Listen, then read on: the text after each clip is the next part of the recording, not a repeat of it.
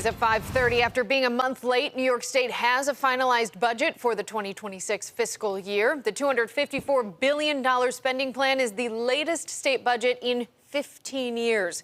It includes increases to child tax credits, changes to the state's discovery laws, as well as changes to involuntary commitment and much more.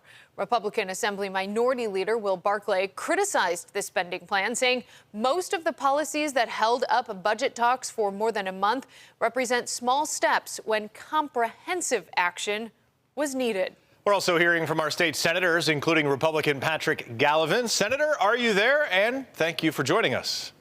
I am glad to be with you guys tonight. I can't help but smile about the Pope at the World Series. It's incredible. We're all laughing Absolutely about that, too. incredible. I mean, that was 20 years ago. Unbelievable video there. All right, let's get right into this. Senator, you voted no on this budget. Can you tell us why? I did. It's not affordable. This is the biggest increase in state spending ever, the biggest state budget ever, at a time when people are concerned about being able to live, work, and play in New York. We're among the highest taxed states in the country, the highest cost to do business in the country. It's just hard for people to keep reaching to their pockets more and more.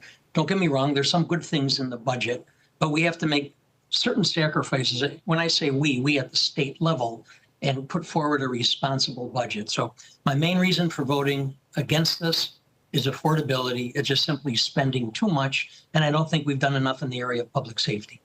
You mentioned over the weekend, you released a statement about this, and you mentioned the costly climate change initiatives in the budget.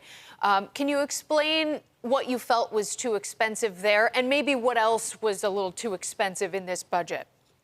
Well, my reference regarding the climate, the climate change and resulting New York policy was more that the budget did not address the affordability of it.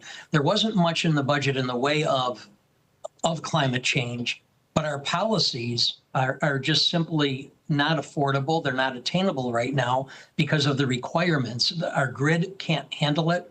Technology doesn't exist yet.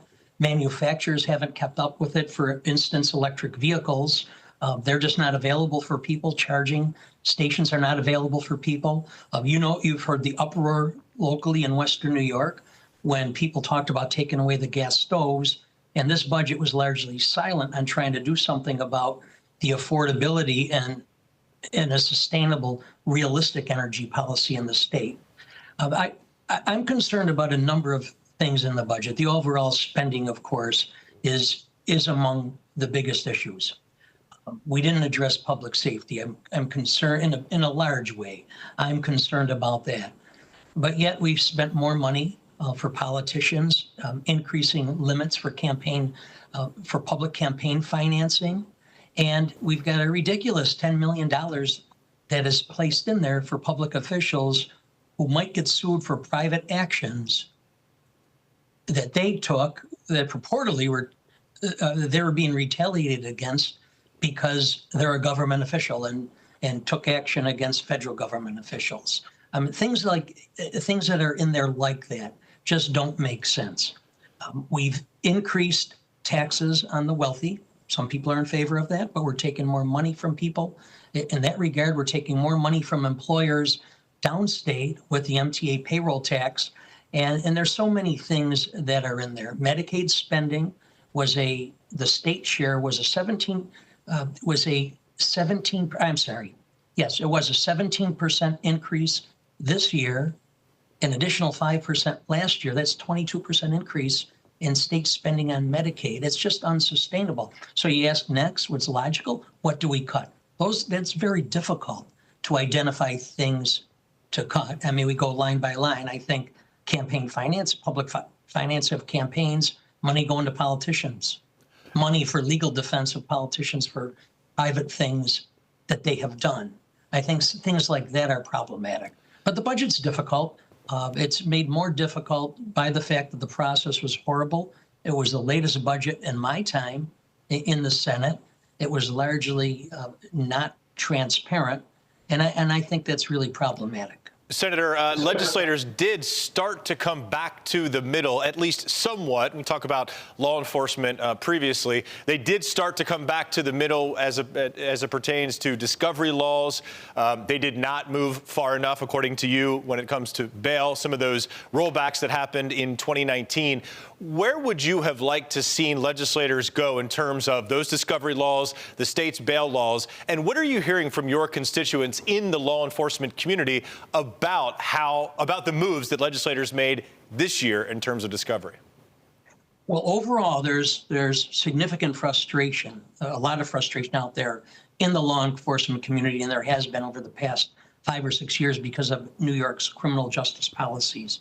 The discovery laws need to be changed. The governor was right on in trying to take that on. Our district attorney, the DAs in Western New York and across the state, all pointed to the thousands of cases that are being dismissed because of technicalities, when in fact these technicalities and the things that the cases are being dismissed over really have nothing to do with the case.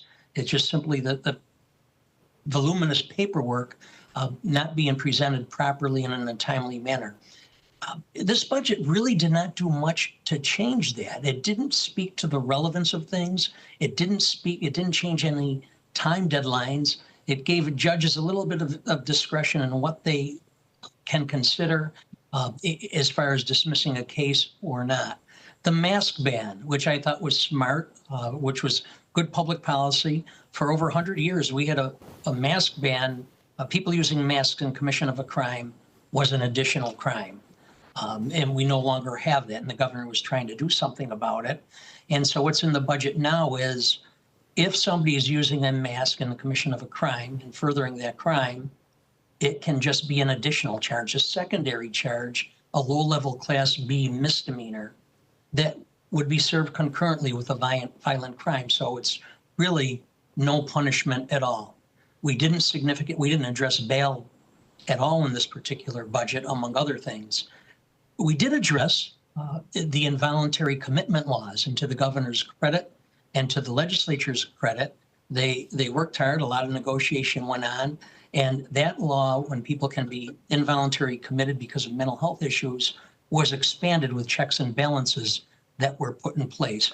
But overall, my feeling is, and many law enforcement officials across the state, is that our policies, criminal justice policies the last 4 or 5 years, 5 years or so, have favored offenders over law-abiding citizens. And I think that's something that we need to work to change.